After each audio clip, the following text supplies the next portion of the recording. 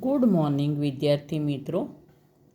ધોરણ 9 પાઠ એ ધોરણ 9 પાઠ એ પાઠ 5 ભારત આઝાદી તરફ પ્રયાણ. પાઠ 5 ભારત આઝાદી તરફ પ્રયાણ. વિદ્યાર્થી મિત્રો, આ તમારો પાઠ 5 એ હવે સેકન્ડ સેમિસ્ટરનો પાઠ છે.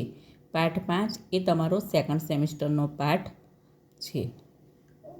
તો હવે તમારે બનાવવી હોય તો તમે અલગ નોટ પણ બનાવી શકો, અથવા તો તમારી નોટમાં વધારે પેજ હોય તો નોટમાં વિભાગ પાડીને તમે વચ્ચે લખી શકો કે સેકન્ડ સેમિસ્ટર. બરાબર છે? તો વધારે પેજ હોય તો સેકન્ડ સેમિસ્ટર તમે લખી શકો છો, વિભાગ પાડી શકો છો, નહીં તો તમે નવી નોટ પણ બનાવી શકો છો. પાઠ એમાં પાઠ 5 તમારો ભારત આઝાદી તરફ પ્રયાણ, કે ભારત હવે સ્વતંત્રતા મેળવવા તરફ પ્રયાણ કરી રહ્યો છે. કારણ કે આપણા દેશમાં કોનું શાસન હતું? અંગ્રેજોનું શાસન હતું. પ્લાસીના યુદ્ધથી ભારતમાં અંગ્રેજ સત્તાનો પાયો નંખાયો હતો અને બક્સરના યુદ્ધથી ભારતમાં અંગ્રેજોને બંગાળા, બિહાર અને ઓડિશામાં મહેસૂલ ઉઘરાવવાની સત્તા મળી હતી. હું પ્રસ્તાવના બોલું છું જે તમે લોકો ભણી ગયા છો. બરાબર છે? એ ઉપરાંત તમે રોલ એટેક, જલિયાવાલા બાગનો હત્યાકાંડ, બંગાળાના ભાગલા, બરાબર, કે સ્વતંત્રતા મેળવવા માટે શું શું થયું એ બધું તમે ભણી ગયા છો. જુઓ ચોપડીમાં હવે 1920થી તો જલિયાવાલા બાગનો હત્યાકાંડ 1919 હતો. બરાબર છે? હવે આપણે જોઈએ 1920થી 1947ના ગાળાને કયા યુગ તરીકે ઓળખવામાં આવે છે? ગાંધીયુગ. ગાંધીયુગ અને ગાંધીયુગના આંદોલનોનો યુગ પણ ગણવામાં આવે છે.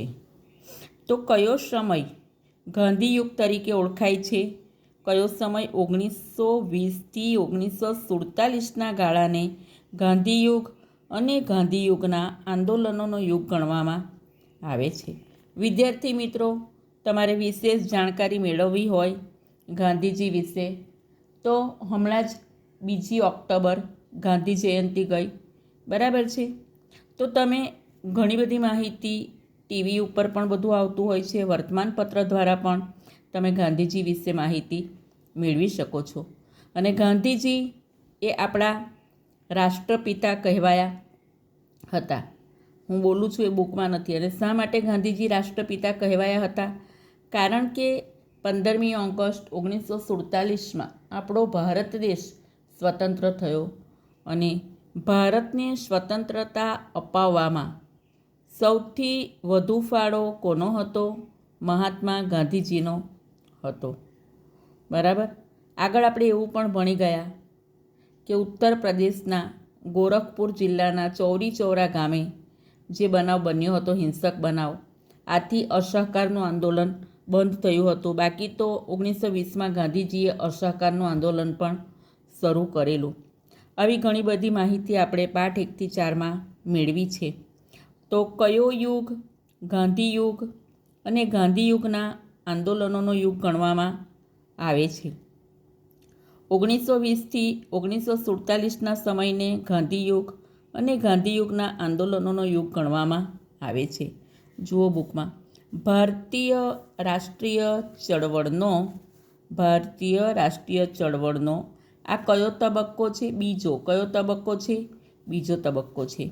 બંધારણીય હક્કોની પ્રાપ્તિની લડતનો તો છે જ, અને સાથે સાથે સ્વાતંત્ર્ય પ્રાપ્તિની લડતનો પણ છે. કે ભારતમાં આપણા બંધારણીય હક્કો મેળવવા, ભારતનું બંધારણ કેવું ઘડવું, એના માટે તો લડત છે જ, પણ સાથે સાથે ભારતમાં, આપણા દેશમાં આપણું સ્વરાજ હોવું જોઈએ, આપણને સ્વતંત્રતા હોવી જોઈએ, બીજી કોઈ પ્રજાનું, બીજા કોઈ દેશનું શાસન ન હોવું જોઈએ, આપણા દેશમાં આપણું શાસન. બરાબર છે? તો આ સાથે સાથે સ્વાતંત્ર્ય પ્રાપ્તિની લડતનો પણ છે. આ આંદોલનો જે પ્રવાહોમાંથી પસાર થયા અને તેની જે એક સંકુલ એક અસર ઊભી થઈ, તેનું જે પરિણામ આવ્યું, બરાબર, તો એ બધું આપણે આ પાઠમાં ભણવાનું છે. ફરીથી આપણે એકવાર એ પેરેગ્રાફ વાંચી લઈએ. 1920થી 1947ના ગાળાને ગાંધીયુગ અને ગાંધીયુગના આંદોલનોનો યુગ ગણવામાં આવે છે. ભારતીય રાષ્ટ્રીય ચળવળનો આ બીજો તબક્કો બંધારણીય હક્કોની પ્રાપ્તિની લડતનો તો છે જ, સાથોસાથ સ્વાતંત્ર્ય પ્રાપ્તિની લડતનો પણ છે. આ આંદોલનો જે પ્રવાહોમાંથી પસાર થયા અને તેની જે એક સંકુલ અસર ઊભી થઈ એનું અવલોકન આપણે કરીશું, એની માહિતી મેળવીશું. તમારો પ્રથમ ટૉપિક છે સાયમન કમિશન 1927. વિદ્યાર્થી મિત્રો, તમારા સ્વાધ્યાયમાં પણ હશે. તમારે સાયમન કમિશન ટૂંક નોંધ લખવાની છે. જે પ્રશ્નો હું કહું લખવાના છે તો સાથે સાથે લખતા જશો તો પછી નહીં લખવું પડે એકસાથે બધું. બરાબર છે. Simon commission 1927. મોન્ટફોર્ડ મોન્ટેગ્યુ ચેમ્સફર્ડના સુધારામાં એક જોગવાઈ એટલે શું? વ્યવસ્થા. એક વ્યવસ્થા હતી કે સુધારાનો અમલ કઈ રીતે થયો. ભારતમાં જે સુધારા થાય છે એનો અમલ કઈ રીતે થયો છે અને સુધારાની જરૂરિયાત અંગે કે ભારતના બંધારણમાં કેવા સુધારા કરવાના, કઈ જરૂર છે એ અંગે અભ્યાસ કરવા 10 વર્ષ બાદ એક કમિશન નીમવું. દર 10 વર્ષ પછી એક કમિશન નીમવું. પરંતુ 2 વર્ષ પહેલાં સાયમન કમિશનની નિમણૂક કરવામાં આવી. 1927માં સાયમન કમિશનની નિમણૂક કરવામાં આવી. કોના અધ્યક્ષપણા નીચે સાયમન કમિશન નિમાયું હતું? તો જ્હોન સાયમન. કોના અધ્યક્ષપદે? John Simon. અને જ્હોન સાયમનના નામ ઉપરથી જ આ કમિશનનું નામ પણ શું આપવામાં આવ્યું હતું? જ્હોન સાયમન આપવામાં આવ્યું હતું. જ્હોન સાયમનના અધ્યક્ષપણા નીચે રચાયેલ સાયમન કમિશનમાં કુલ કેટલા સભ્યો હતા? 7. કેટલા સભ્યો હતા? 7.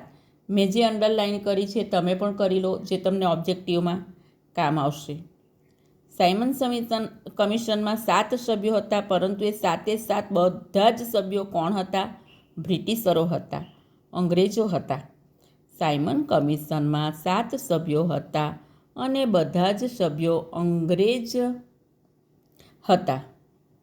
અને જો બધા જ સભ્યો અંગ્રેજ હોય અને ભારતના બંધારણના નિયમો બનાવવાના હોય, ભારતનું બંધારણ ઘડવાનું હોય, તો એમાં સ્વાભાવિક છે કે ભારતના સભ્યો હોવા જરૂરી છે. છતાં પણ અંગ્રેજોએ સાયમન કમિશનમાં 7 સભ્યો કયા રાખ્યા હતા? બ્રિટિશરો, અંગ્રેજો રાખ્યા હતા. અને જો અંગ્રેજો હોય બરાબર છે સભ્ય તરીકે, તો આપણા ભારતના નાગરિકના, આપણા હિન્દીઓના, ભારતના નાગરિકના દુઃખ દર્દ જેટલા ભારતના નાગરિકો સમજી શકે એટલા અંગ્રેજો સમજી શકે નહીં. તો હિન્દીઓના દુઃખ દર્દ હિન્દી એટલે ભારતીય સમજી શકે છે એ વિચારથી કમિશનમાં હિન્દી સભ્યોને સામેલ કરવાની ભારતીયોએ ભલામણ કરી. કે સાયમન કમિશનમાં 7 સભ્યો છે જે અંગ્રેજો છે, જે ભારતના નાગરિકોના દુઃખ દર્દને સમજી શકશે નહીં.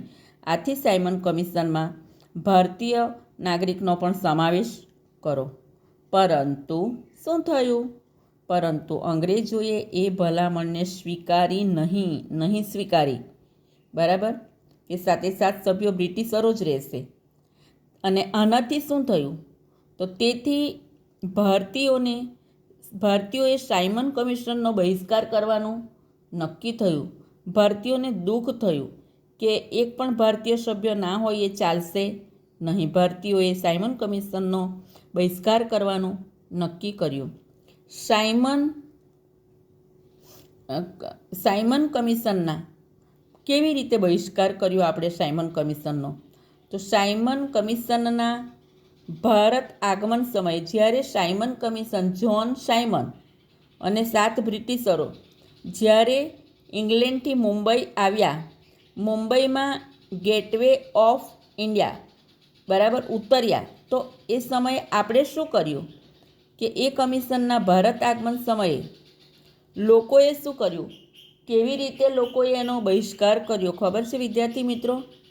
તો સાયમન કમિશનના સભ્યો જ્યારે ગેટવે ઓફ ઇન્ડિયા મુંબઈ ઉતર્યા એ સમયે આપણે હડતાલ પાડીને એમનું સ્વાગત કર્યું. શું કર્યું આપણે? એ જ દિવસે હડતાલો પાડી, બધું બંધ, સભાઓ ભરી, સરઘસ કાઢ્યા અને કયા સૂત્રો ઉચ્ચાર્યા હતા ખબર છે? Simon go back, Simon go back, Simon પાછો જા. કે 7 સભ્યો અંગ્રેજો છે એ ભારતના નાગરિકના દુઃખ દર્દ સમજી શકે નહીં. અમને સાયમન કમિશનની બંધારણીય સુધારા બિલકુલ માન્ય નથી. સાયમન ગો બેકના નારાઓ પુકાર્યા બરાબર, અને કાળા વાવટાઓ ફરકાવ્યા. કેવો ઝંડો ફરકાવ્યો? કાળો ઝંડો ફરકાવીને સાયમન ગો બેક સૂત્રો ઉચ્ચારીને સાયમન કમિશનના જોન સાયમન બરાબર છે અને અન્ય 7 સભ્યોનો વિરોધ કર્યો, જેની સામે અંગ્રેજ સરકારે શું કર્યું? બસ ભારતના નાગરિકો ઉપર ત્રાસ ગુજાર્યો. જો કોઈ વિરોધ કરે એટલે એ લોકો શું કરતા? દમન નીતિ એટલે ત્રાસ ગુજારે, સહન ના થાય એવો. સરકારી દમન નીતિનો અને એ અંગ્રેજ સરકારના ત્રાસનો, એ દમન નીતિનો ભોગ કોણ બન્યા હતા ખબર છે? આપણા નેતાઓ. કોણ બન્યું હતું? આપણા નેતાઓ. દાખલા તરીકે એટલે જે છે જ, ઉદાહરણ બી નહીં, કે કોણ ભોગ બન્યું હતું? લાલા લજપતરાય, ગોવિંદ વલ્લભ પંત અને જવાહરલાલ નહેરુ. કોણ કોણ ભોગ બન્યું હતું? લાલા લજપતરાય, ગોવિંદ વલ્લભ પંત અને જવાહરલાલ નહેરુ એના ભોગ બન્યા. લાહોરમાં સરઘસની આગેવાની કોણે લીધી હતી? તો લાહોરમાં સરઘસ જે કાઢ્યું હતું સાયમન કમિશનનો વિરોધ કરવા માટે, તો લાહોરમાં સરઘસની આગેવાની લાલા લજપતરાય એ લીધી હતી. અને એ સમયે લાલા લજપતરાય ગંભીર રીતે ઘાયલ થયા અને થોડા સમયમાં શું થયું? લાલા લજપતરાયનું અવસાન થયું, મૃત્યુ થયું. લાલાજીના એટલે કે લાલા લજપતરાયના મૃત્યુના સમાચારથી ભગતસિંહ, એ આપણા ક્રાંતિકારીઓ છે. કોણ છે આપણા ક્રાંતિકારીઓ? ભગતસિંહ, સુખદેવ, રાજગુરુ વગેરે ક્રાંતિકારીઓ ખૂબ ઉશ્કેરાયા, ખૂબ ગુસ્સે થયો અને લાઠીચાર્જનો આદેશ આપનાર, અને જેણે લાઠીચાર્જનો આદેશ આપ્યો હતો, લાલા લજપતરાયનું મૃત્યુ વિદ્યાર્થી મિત્રો લાઠીચાર્જથી થયું હતું અંગ્રેજોના, અને જેણે લાઠીચાર્જ કર્યો હતો બરાબર છે, એ લાઠીચાર્જનો આદેશ આપનાર અંગ્રેજ પોલીસ અધિકારી સાન્ડર્સની શું કરવામાં આવી? તો એની હત્યા કરવામાં આવી.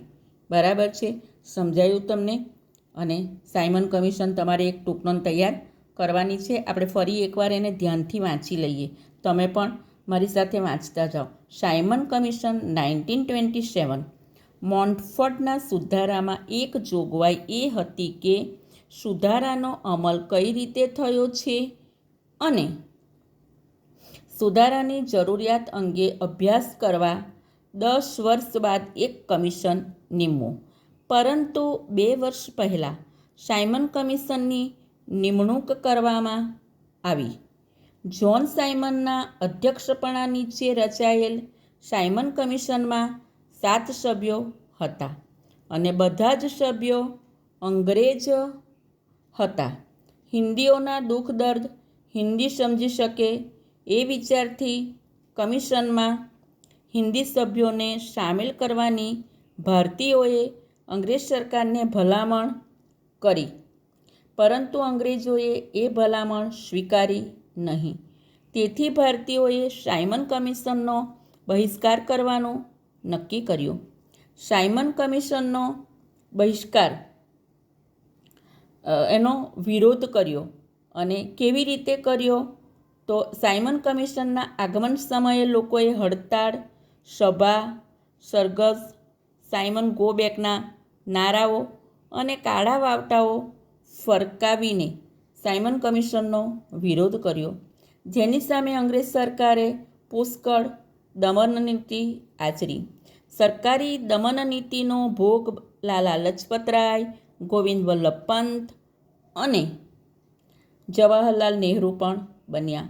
લાહોરમાં સરઘસની આગેવાની લેતા લાલા લજપતરાય ગંભીર રીતે ઘાયલ થયા. થોડા સમય પછી લાલા લજપતરાયનું અવસાન થયું. અંગ્રેજોના લાઠીચાર્જને કારણે લાલા લજપતરાયનું અવસાન થયું હતું. લાલાજીના એટલે કે લાલા લજપતરાયના મૃત્યુના સમાચારથી આપણા ક્રાંતિકારીઓ હતા ભગતસિંહ, સુખદેવ, રાજગુરુ. કયા ક્રાંતિકારીઓ હતા?